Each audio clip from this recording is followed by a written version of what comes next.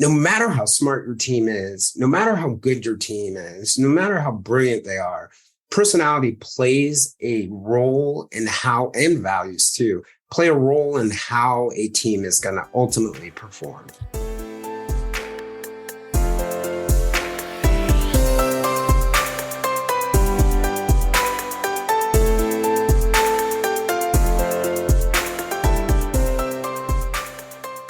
This is the Silver Linings Handbook podcast.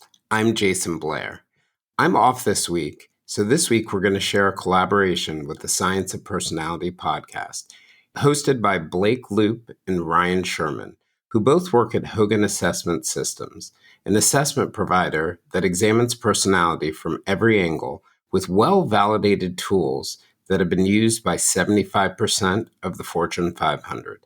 Hogan is the only personality assessment that shows no adverse impact based on race, gender, and national origin, and is the only one that takes the outside view by focusing on how others see you, your reputation, as opposed to how you see yourself. I'm a member of the Hogan Coaching Network, a small group of experts in the assessment, and in this episode of the Science of Personality podcast, Blake, Ryne, and I discuss what the latest research says about team effectiveness. People are the most consequential and dangerous forces on earth. Well, personality psychology is about the nature of human nature. It's about people. And wouldn't that be useful to know? It seems to me, I can't think of a more important problem.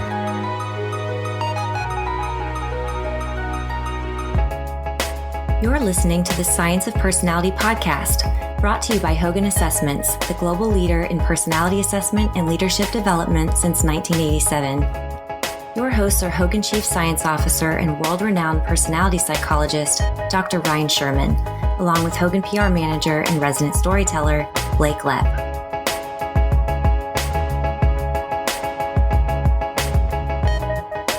Hello, everybody, and thank you for listening to this special bonus episode of the Science of Personality podcast, Dream Team, the Inner Workings of Teamwork. This episode, featuring Jayson Blair, Managing Partner and Certified Life Coach at Goose Creek Consulting, was originally released on November 10th, 2022, as our second installment of the Science of Personality Live. My co-host, Ryne Sherman, and I are now making the audio version available to all of our listeners who weren't able to join us on the day it occurred. We hope you enjoy this bonus episode and be on the lookout for our next edition of the Science of Personality Live in the coming months. Cheers, everybody.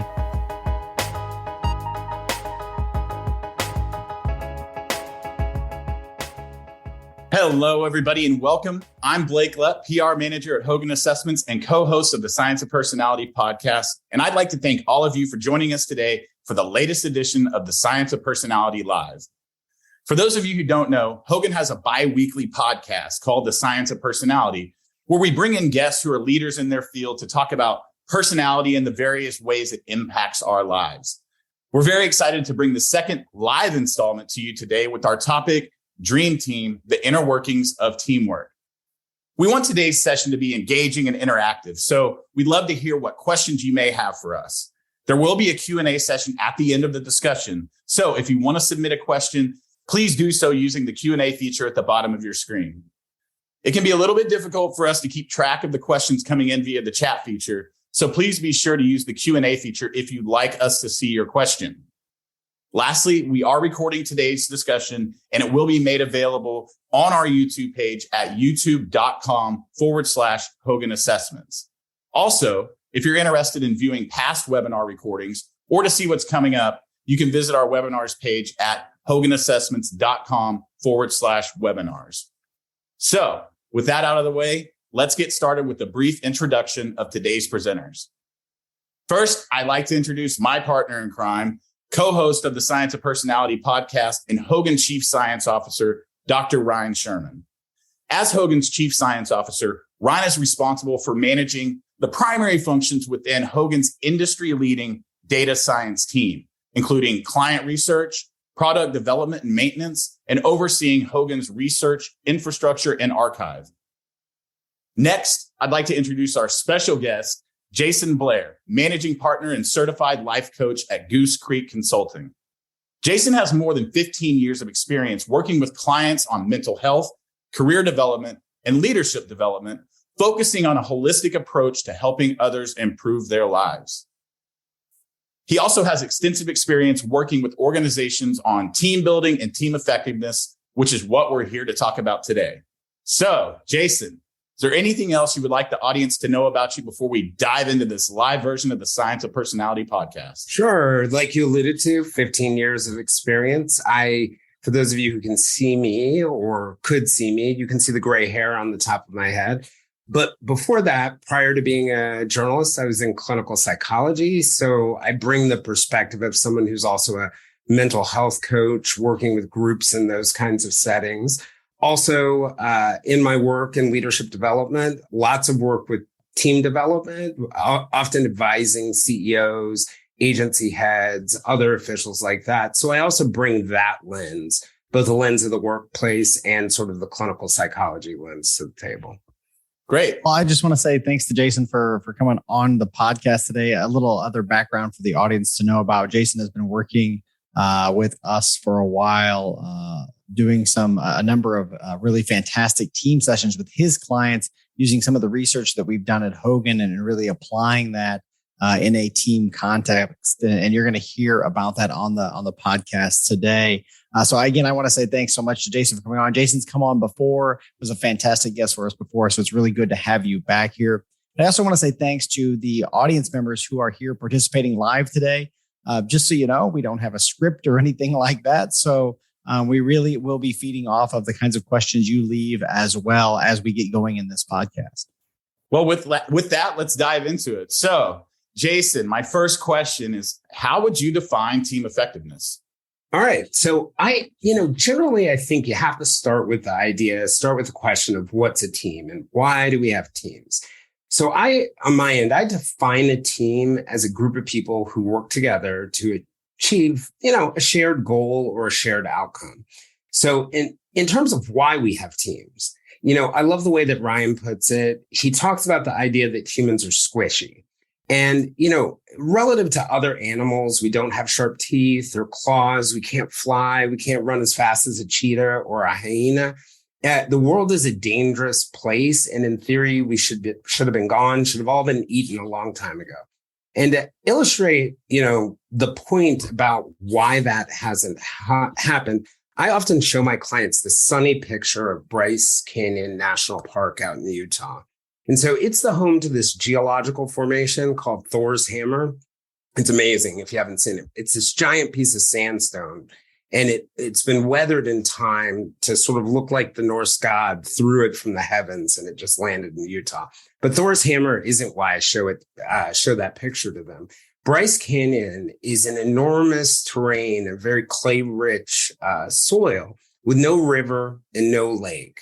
But the Native American settlers who arrived there like a long time ago, and the European settlers who came in the 1850s, were only able to really survive because they formed teams. They traveled in packs to other areas to get food and water.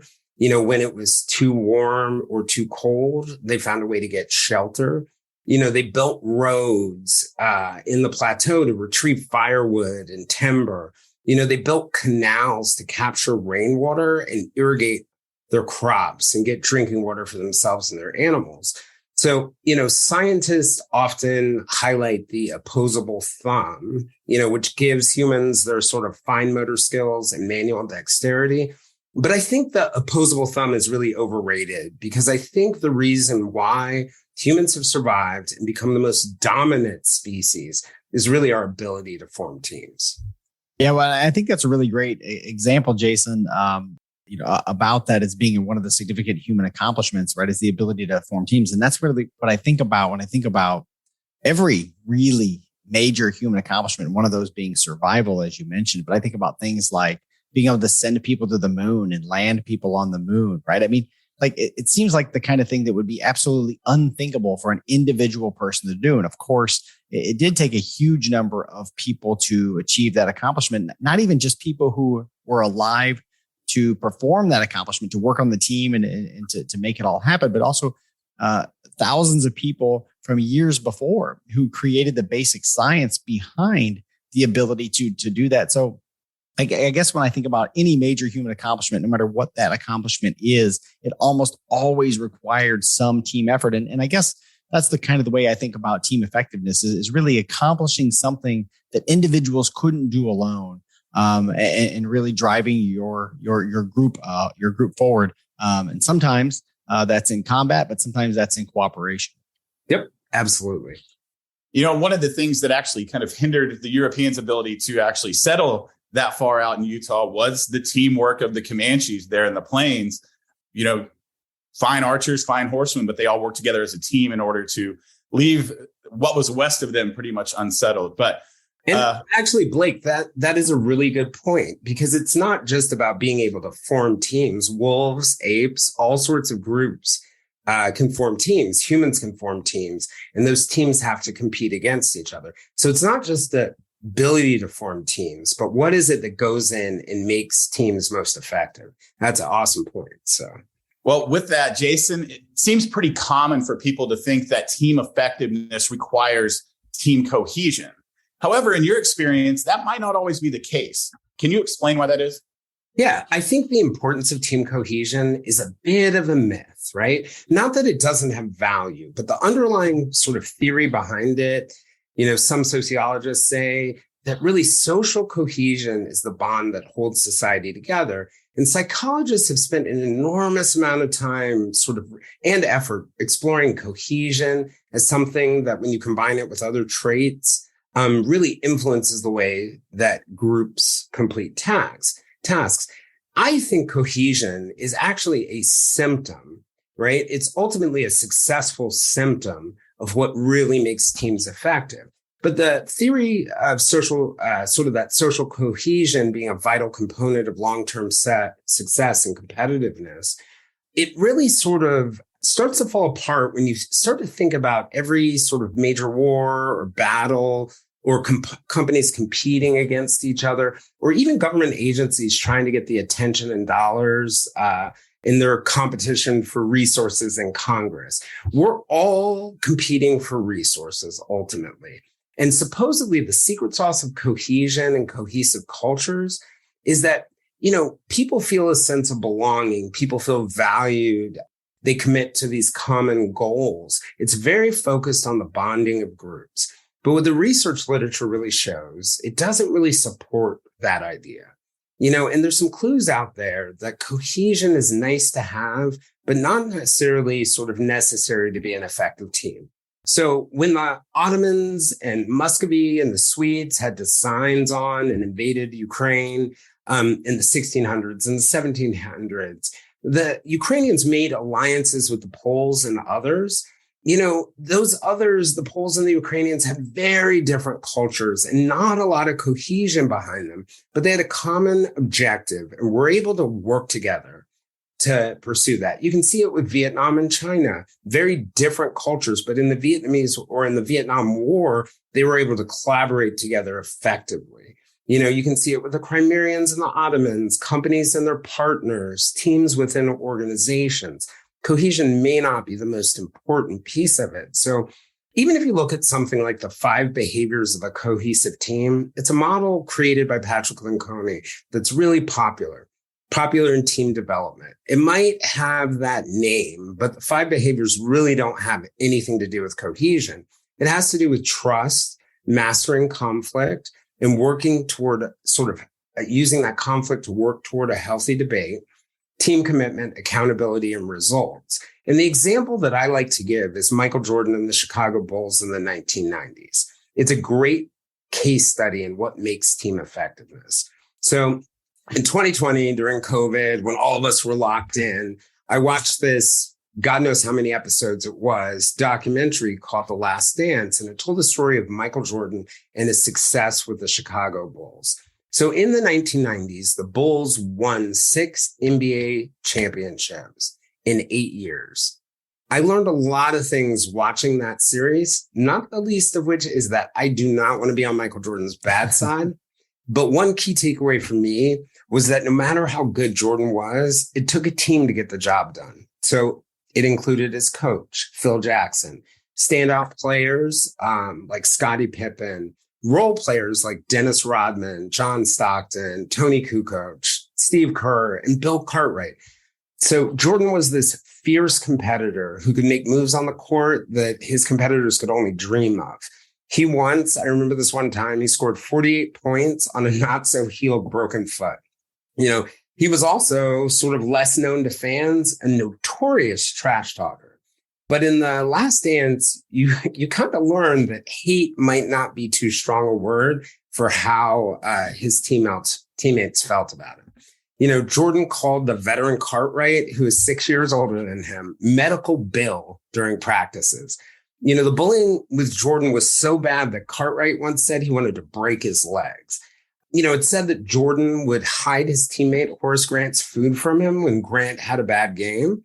He yelled at another player on his team, "You're a loser, and you've always been a loser." He went to Rodman's apartment one time and pulled him by the nose ring to bring him back to practice. So although Jordan's teammates didn't like him, the Bulls were a successful team. And you've got to ask yourself the question, why? So the reasons why the Chicago Bulls were successful can be linked to, in my mind, 6 qualities that research shows are actually key to effective teamwork. So the first one is trust. The other Bulls may not have liked their leader, but they trusted him and each other to keep their word, to honor their commitments, and to work for the good of the team. Interpersonal norms, right? They had rules for engagement for the team's social dynamics that determined how they managed conflict, how they collaborated, how they communicated on and off the court. And these norms, they contributed to a common purpose and a sense of belonging.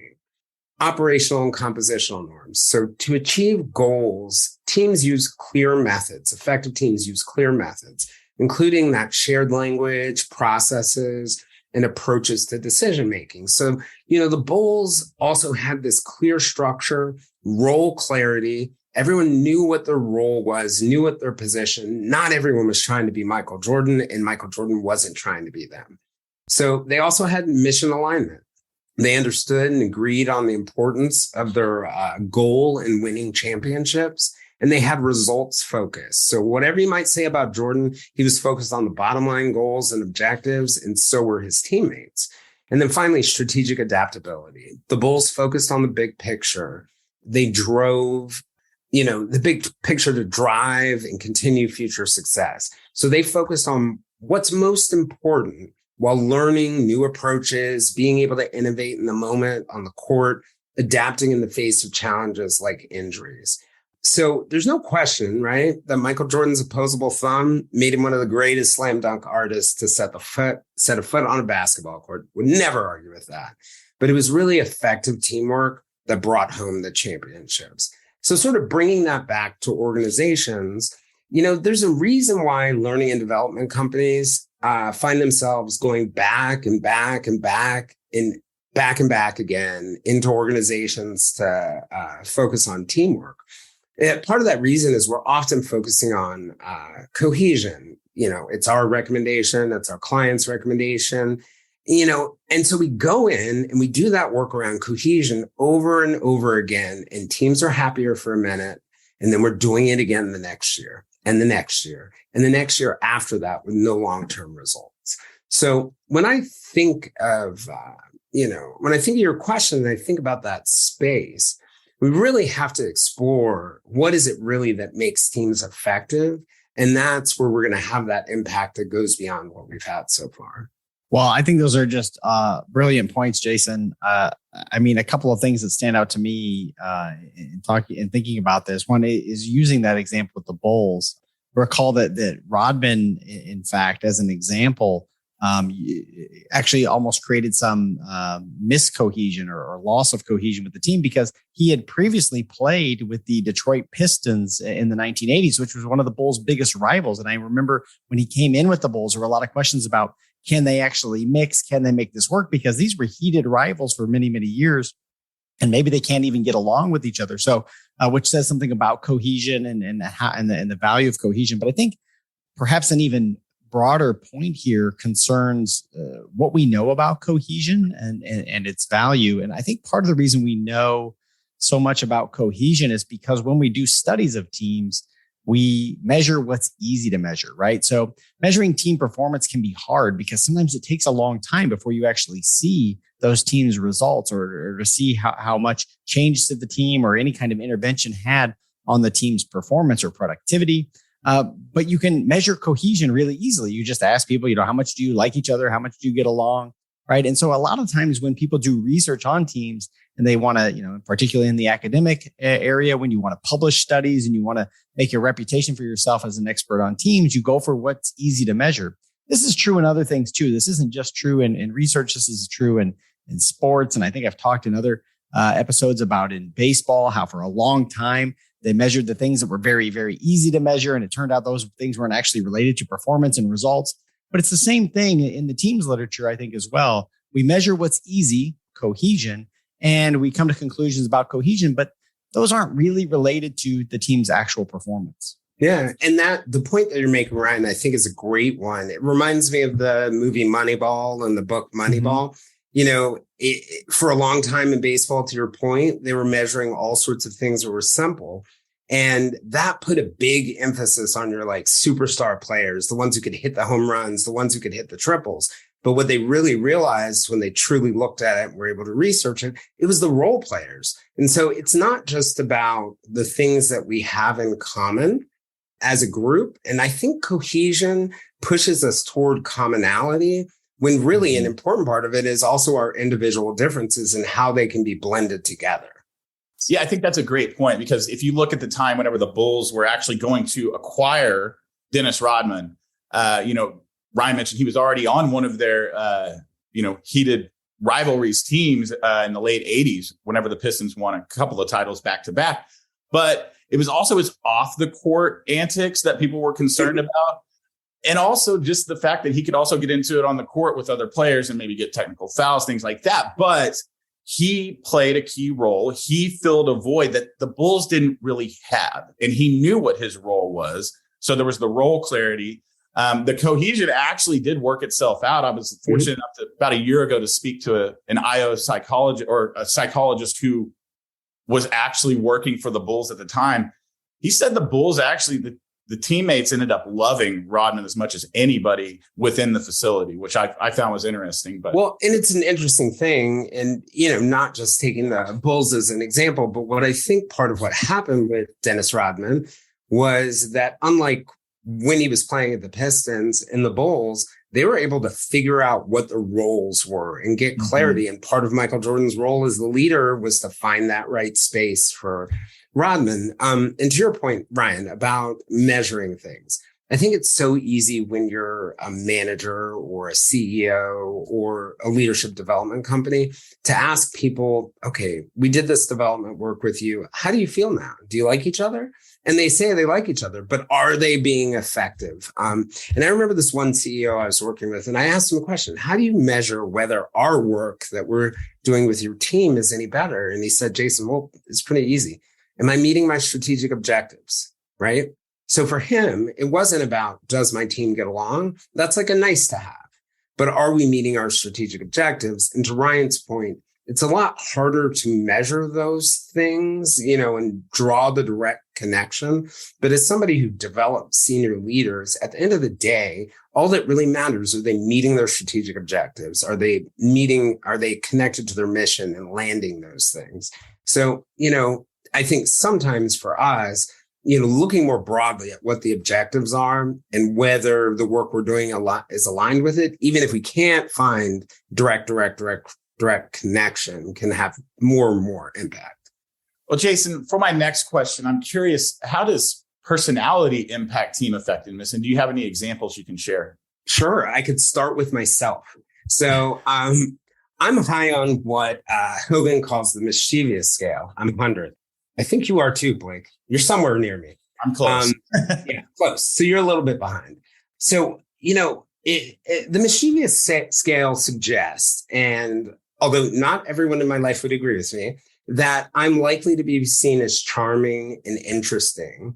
But under stress or not paying attention, I can be seen as risk-taking, limit testing, and even manipulative, right? So I'm also low on the prudence scale, which means that, hey, I'm really flexible. I'm ambiguity tolerant. I'm good at pivoting, but I'm also probably not that good at follow through. This is just my natural inclination. And I'm also low on a scale called diligence. So I'm likely to be seen by others as really action oriented, but may not always follow through, may not delegate clearly. So what that means for me as a leader, when you're looking at my team, me as a leader and personality, it's that I can have some serious struggles with building and instilling trust, and it has to be sort of a constant focus for me personally, for all my strengths. It's not going to come easy for me to do those things that will really make it build and instill trust. So there's an element of how personality can play a role in it. But let me put an important caveat on that. There's sort of no perfect personality for, let's say, instilling trust. It's about, there's some personality types that may make it easier, make it harder. But it's about knowing yourself well enough to be able to know what you're going to need to lean into and what you're going to need to mitigate against. I can give you another example. I can also think of a client who's high on the bold scale. He's really confident and assertive, but under stress, not paying attention, when his guard is down, he can be seen by others as really entitled, arrogant, overestimating his competence. And sort of the research shows that the thing that's most correlated to organizational effectiveness is employee engagement. And there are 5 things, right? And the thing that's most connected to employee engagement are what followers think of their leaders. So there are 5 key things that followers want from their leaders. First one, integrity. You do what you say what you mean, you don't play favorites. Second one, judgment. You make good decisions. Third one is competence. You know what you're doing. And vision, sort of some sense of mission and purpose and effectively communicating that. Ambition for the collective success of the team. Your ambition isn't self-focused, but it's focused on the team. And then finally, humility. And so humility is about being confident, but not being arrogant, being able to see your own flaws, be vulnerable, be able to share, your weaknesses and demonstrate that you're also working on them. It's also linked to, all those things are linked to trust and the 6 qualities I mentioned above. So my arrogant client, who won't sort of admit to his weaknesses, had a real blind spot for how that impacted the effectiveness of his team. And so, I was actually in a conversation right before this with a bunch of leaders in the organization that's dealing with their return to the office. And the CEO made some enormous missteps in sort of not listening to the workforce. My advice was there, hey, fall on your sword because, you have an underlying trust issue here that is tearing apart your norms. It's tearing apart the alignment to your mission. So, personality is going to play a role in how good we are at doing that and how tough it's going to be. So bring it back to me. One of my real gifts, according to my team, is my resilience. And this is an example of how it goes both ways. So sometimes I don't always see my resilience. I'm high on something that Hogan calls the adjustment scale, which is really about, resilience on one end, maybe a little anxiety and sense of urgency on the other end. So during COVID, one of my employees grabbed me and she pointed out that I was resilient in her mind. I survived a big scandal. I watched the World Trade Center fall in front of my face on 9/11 from New York. I've struggled with mental health issues. But I mentioned to her that one of the real downsides about resilience is that you don't always hear the feedback that other people are giving you. Somebody who's more anxious may be more receptive to that feedback. So sometimes being a little bit lower on the adjustment scale can be helpful. So a lot of this, when it comes to personality, is not particularly black and white, where you have this perfect personality quality for some element of team effectiveness. It's about finding the right balance.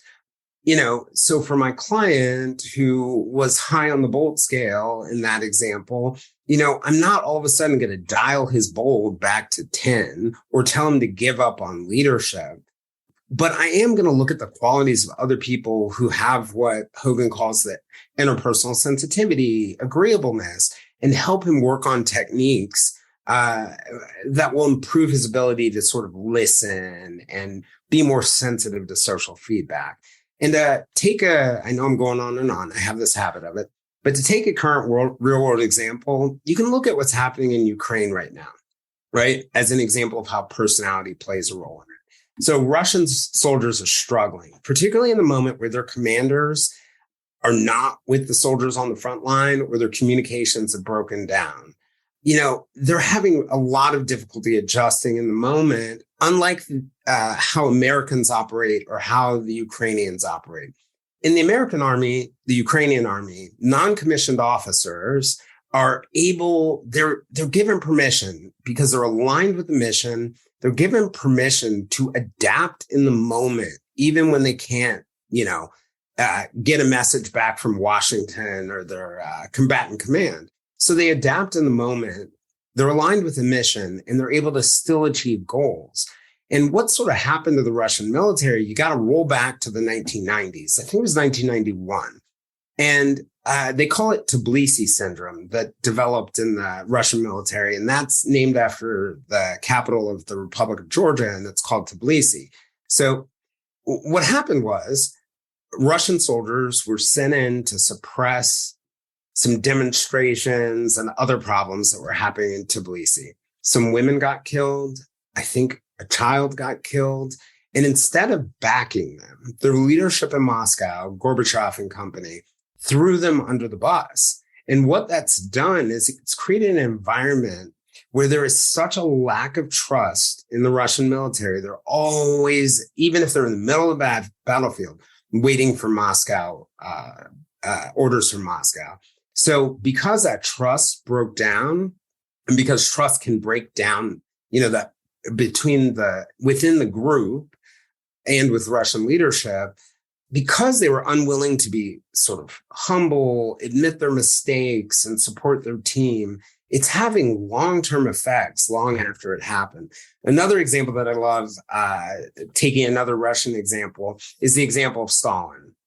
I would venture to guess that he's high on what Hogan calls the diligence scale, meaning at his extreme, he's a micromanager, a little perfectionistic, a little nitpicky, maybe overly controlling, definitely overly controlling. And he was also what Hogan might call an extreme example of the skeptical scale. So he was paranoid, always alert for betrayal. One of the things he was always concerned about, he didn't trust doctors. So he micromanaged and he paralyzed those around him because they felt like they couldn't make a decision without his approval. Well, this actually led to his death because when an aide found him out cold on his desk, the aide went and got another aide and they didn't know what to do. They couldn't make a decision. And that other aide went and got Khrushchev and the KGB director. They couldn't figure out what to do. So then they went to the Soviet Politburo to try and make a decision. By the time anyone made a decision, which should have been to just call an ambulance, he was dead. He had a cerebral hemorrhage. He could have totally survived. So the point here is personality matters. It can get you killed. No matter how smart your team is, no matter how good your team is, no matter how brilliant they are, personality plays a role in and values too, play a role in how a team is going to ultimately perform. Well, I think that's a fantastic answer, Jayson. I guess I would round out a couple of points or pick up a couple of insights from the things that you're mentioning there, and some of this has come from some research that we've been doing more lately as well. But it really ties in nicely with some of your comments. One thing that stands out to me there is that sometimes you can ask yourself a question like, well, what's the perfect personality makeup for a team, or is there some optimal personality makeup for a team? And I think the answer seems to be pretty clearly no, is that any sort of team makeup can be really effective. If they do trust each other, if they do have built the correct or the useful norm structure, if they do focus on results, if they are aligned on the mission, right? If they do all those things. But what personality really tells us is the ways in which that team might derail, the ways in which that team might miss those objectives. The ways in which that team might erode trust, And so really any team can be effective. Any group of personalities can be effective as a team, but it starts with really understanding the ways that you are going to get yourselves in trouble, or the ways that you're going to miss on those key characteristics of high performing teams. What are the things that are going to derail you and lead you astray? And so I think that's where personality really comes in, is by making people aware of the things that they might, the biases they might have, the sort of normal modes of operating that might get them into trouble, and how they might need to dial that back or to switch to another mode in a particular circumstance. Yeah, Ryne, and that makes me think of one thing. You think of like the 4 things that are really important to performance in a workplace, right? My experience, what job assignments have I had? What life experiences I have? That's a part of it. My competencies, those are my behaviors, my skills, my traits that are observable and measurable that people can see. My values, right? What drives me is super important. But what I think is so important about personality and our natural inclinations is that it's a starting point for a lot of those other things. So if I can build an understanding, and personality is hard to change, it's stable over time. If I can build an understanding of my personality and what implication that has for my performance, either as an individual or on a team, then I can make those adjustments that we're talking about that will really make things effective. So Jayson, can you describe some examples of the impact of individual performance on team performance? Yeah, I mean, one of my favorite examples, and I feel sort of like very conflicted about this example because I am a Baltimore Orioles fan. So, back in 2018, the expectation around the Orioles was that they were not going to have a successful season due to sort of like, finishing last the last year, sort of aging stars. And while the Atlanta Braves were going to probably, they were in a rebuilding year that year. And, theirs wouldn't be particularly great either. Well, what happened is the Atlanta Braves captured their division and the Orioles finished last in the league. And the 2 things I think about when I think about that one, I think about 2 pitchers that were on the Orioles that year. Both of them were traded to the Braves, actually in the middle of the year. First one was Darren O'Day, veteran relief pitcher. And in the first part of the year, his ERA, so his earned run average, was 3.60 with the Orioles. That's the first half of the year. In the second half of the year, it was 1.69 with the Braves. And if you think about the difference between a 3.6 ERA and a 1.69 ERA, that's the difference between winning and losing. And then there was another pitcher, Kevin Gausman. He had a 4.43 ERA with the Orioles in the first half of the year and a 2.87 ERA with the Braves in the second half of the year. So it got me really thinking, what is going on the Braves that is causing these 2 pitchers to perform better? And it's not actually the pitchers or the individual performers that I was thinking of.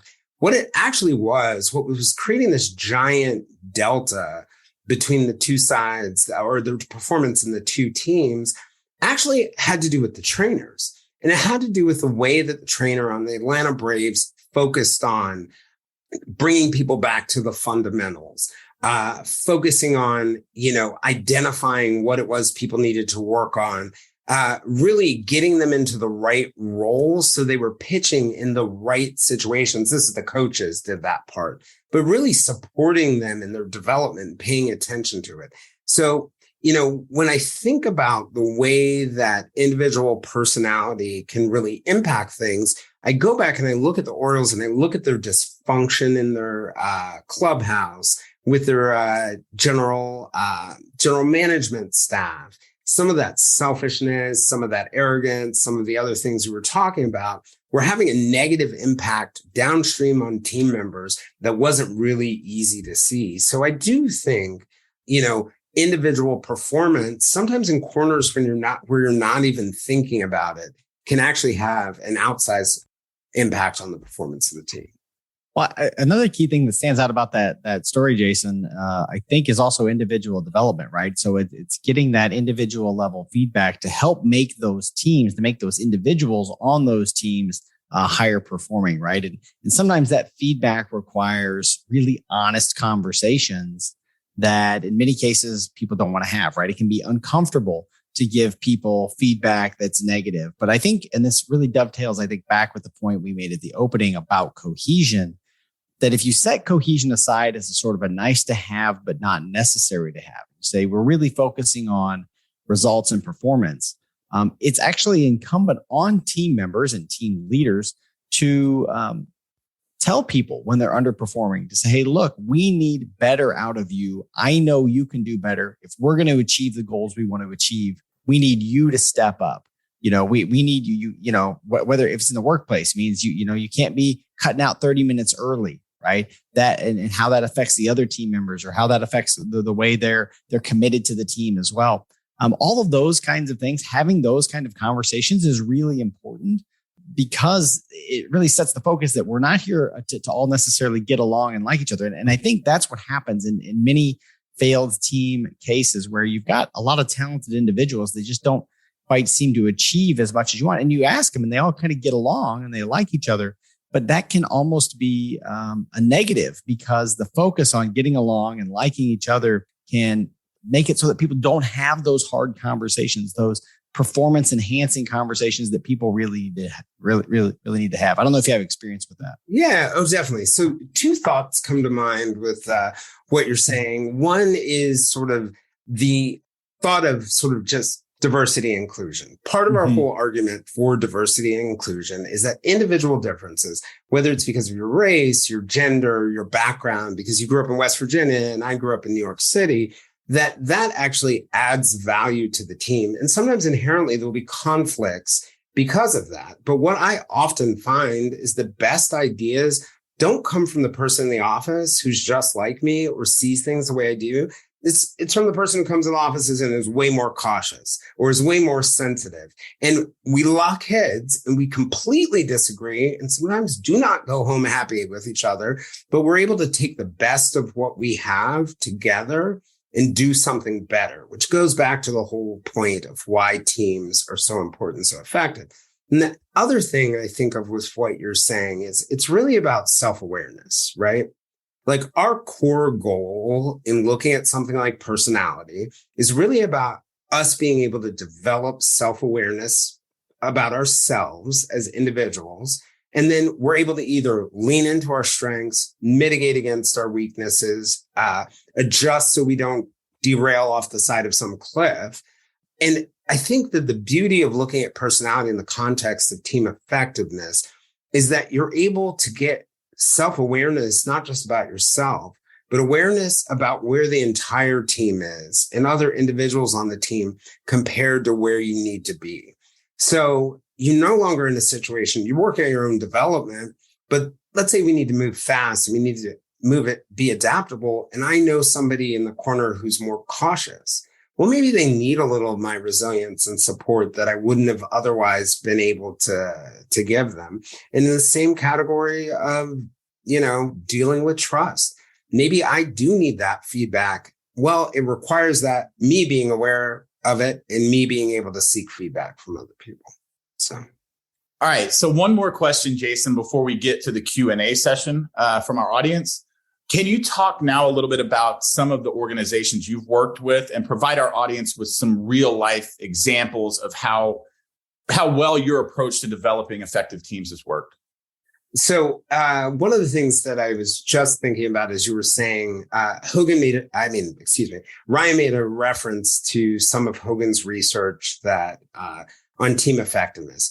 And we've been utilizing some of that research on team effectiveness to really drive some of our team development. And I had mentioned before, a lot of the team building work we've done has been focused very much on team cohesion historically. In the industry, that has very much been the focus. And we've been really looking at those core things and really thinking about putting it into 4 buckets, right? And those 4 buckets are really about intrapersonal, what's going on in the person, intrapersonal, which is about your relationships with other people, operational and strategic things. And when we put it in those buckets and focus on those buckets, what we see is trust. That's the core intrapersonal thing. Interpersonal norms. That's obviously the core interpersonal thing. And then being able to have compositional operational norms and also a results focus is really key to the team being able to operate. And finally, the mission alignment and the strategic adaptability are core to them being able to be strategic.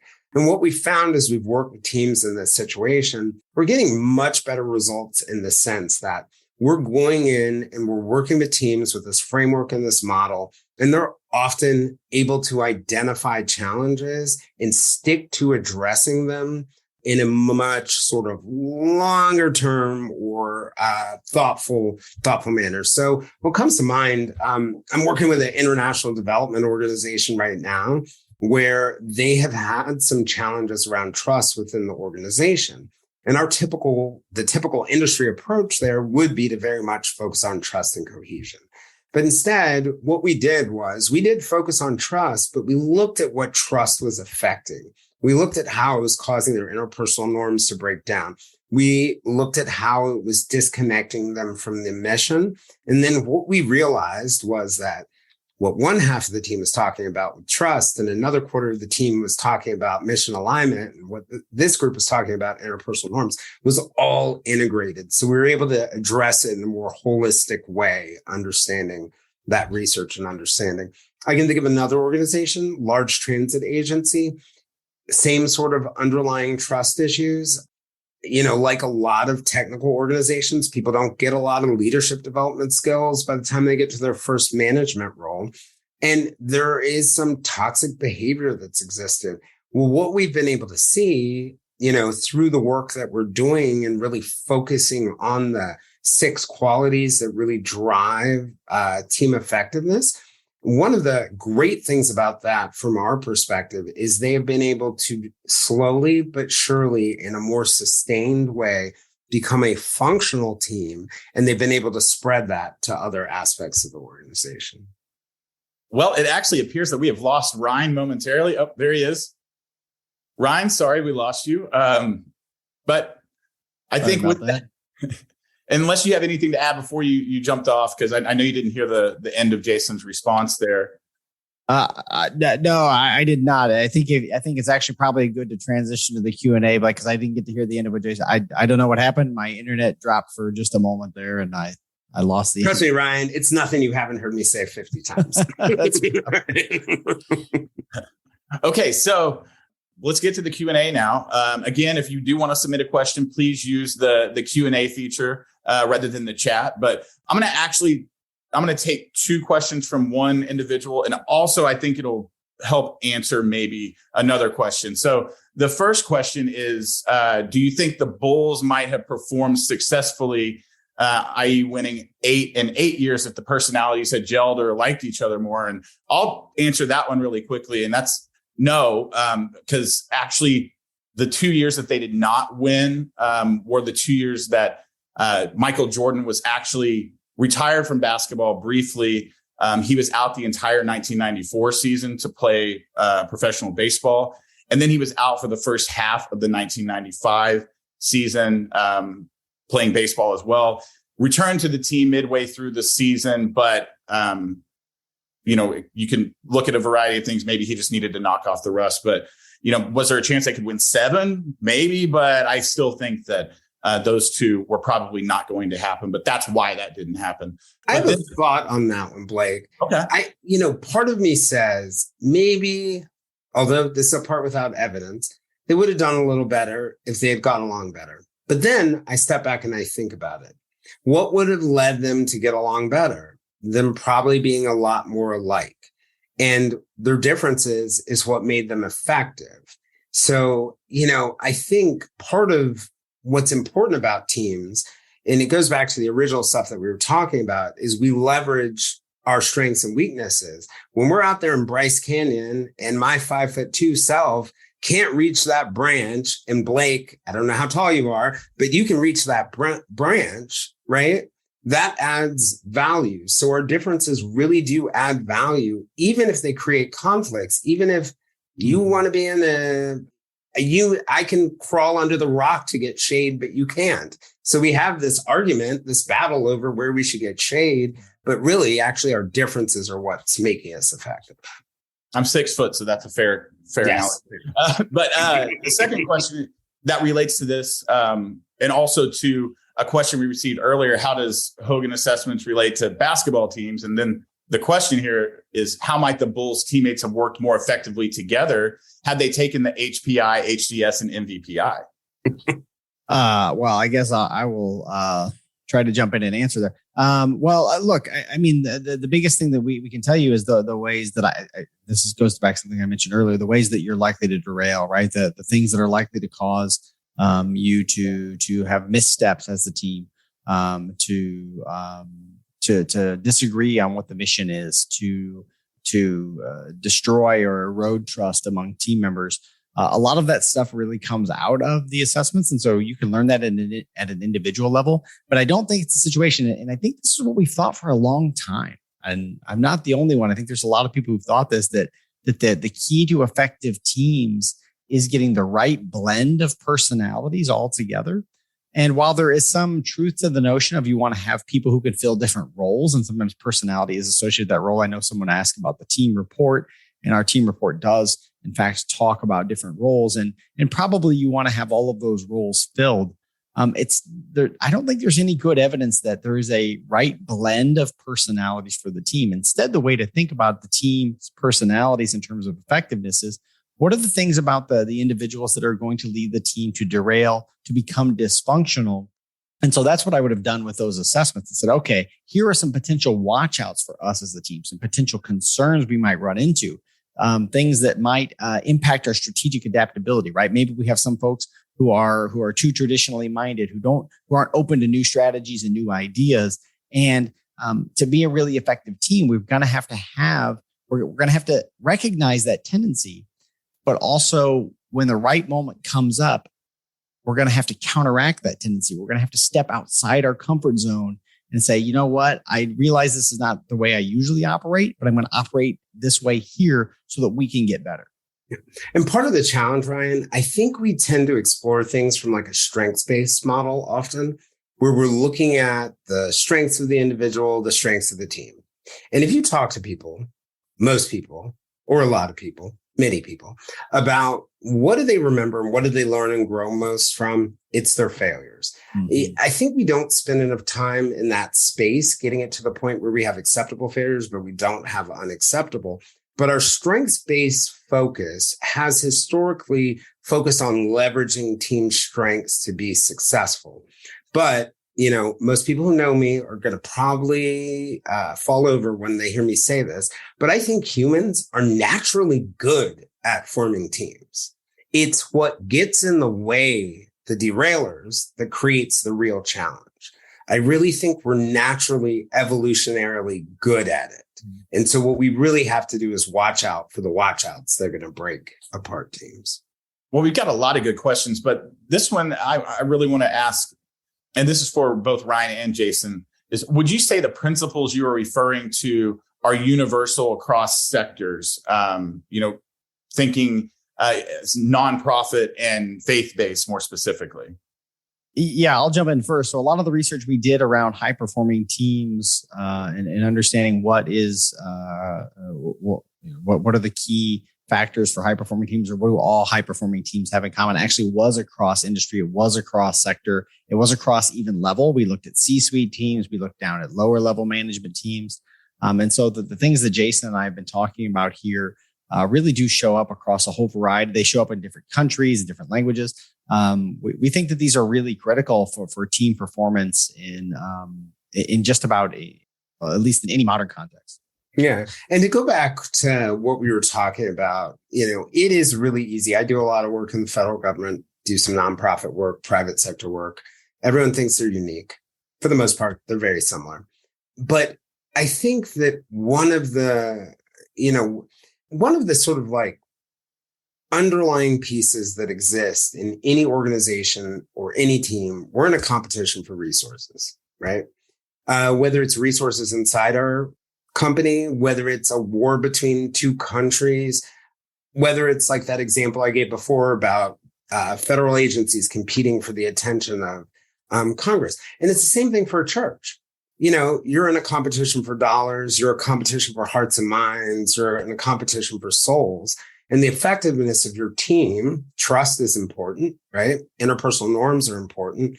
Having role clarity is super important. Having a shared language is important. Being aligned to your mission is super important. And being adaptable is super important. So when I look at those core qualities, they tend to flow across, or not tend to, they do flow across all the organizations I work with. Well, I think we have time for one more question. And Jayson, I think this one will be right in your wheelhouse. Are you able to share any activities you found effective for building trust in teams? Yeah. So no, kill the bad guys. No, I'm just kidding. Generally, I think what we've focused on, and it really is hard to figure out the best ways to work around and deal with trust and assess trust and do it. So it all depends on what kind of trust related work that we're doing. But certainly when it comes to trust, unlike, let's say, dealing with cohesion, you're not dealing with something where people are super comfortable just jumping out and sharing their underlying trust issues, particularly if there's an imbalance of authority in that situation. So often what we're doing working with trust isn't so much one exercise, but it's many, many, many, many exercises over a long period of time meant to create and model that kind of psychological safety that gives people the opportunity to share. So it's a wide variety of tools that we normally use in the field, but what it's done when it's trust is with a lot of patience over a lot of time, also realizing that everybody's first answer isn't going to be their last answer. So you keep on asking, you keep on moving with it. Did that cover the question? Yeah, I think so. But with that should wrap this episode up. I want to thank you, Jayson, and also thank you, Ryne, for being able to participate in this the second edition of the Science of Personality Live. So thank you. Well, I just want to say thanks also to Jayson for joining us again. It's always so great to connect with you, to speak with you, to get the insights that you're getting from your work with clients. And I also want to say thanks so much to our audience for being here today, being very active participants with such great questions. I wish we could get to them all. But we really do appreciate you being here. We appreciate your support of the podcast, and we hope to chat with you all again soon. Yep, I love being here too as well. Love the science, love the impact. Just want to say one quick thing, one caveat for everyone. We talked a lot about Michael Jordan, right? Bullying your team is not necessarily the ideal way to go. There's some great advantages to building cohesion in a team. But the essential, I think, message, the essential takeaway is it is not the core piece to effectiveness. So, ultimately, I think in using that example, we want you to think about it. And I want people to be able to sort of use it as a way to recognize that. And see the things that really, really, really will make teams effective. It's good to have the nice to have.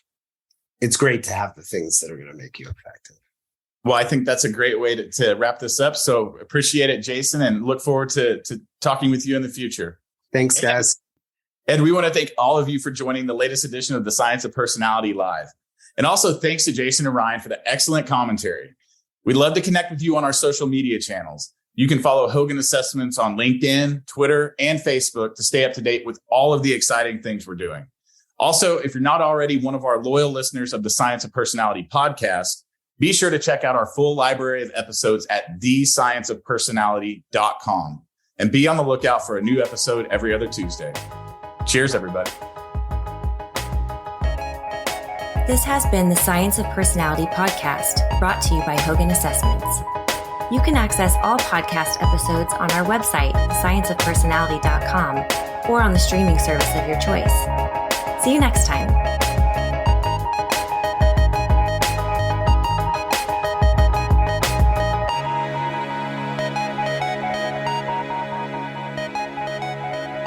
Thank you for joining us for this collaboration between the Science of Personality podcast and the Silver Linings Handbook.